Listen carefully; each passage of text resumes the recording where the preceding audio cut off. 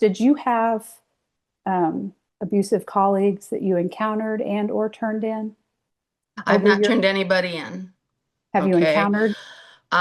One in particular, which she was a brand new student, that had just finished her master's degree in pastoral counseling and not abusive so much as just boundary crossing. She had been doing marital counseling with a couple, and then she started seeing the man by herself.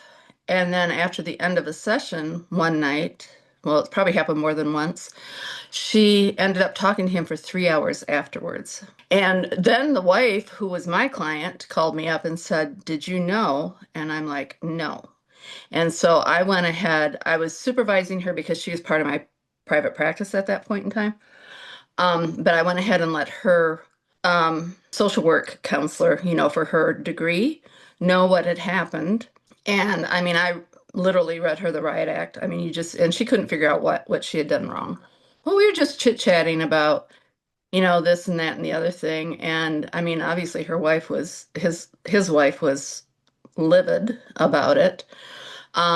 So then I emailed her supervisor, let her know what was going on. And I said, "This needs to be cleaned up and you need to have a long talk about this." Supervisor wasn't overly concerned about it. That's so sad.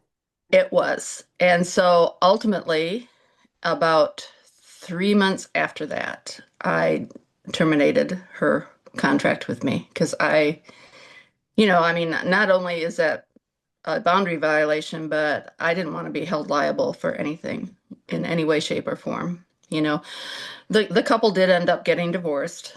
Not probably because of that boundary violation, but just because of the issues that were going on.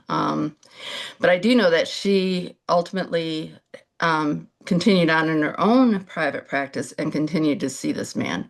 Now, how that has ended up, I don't have a clue. But I was so mortified and angry that that had happened, especially under my name, my practice. Right. I reported her to her supervisor.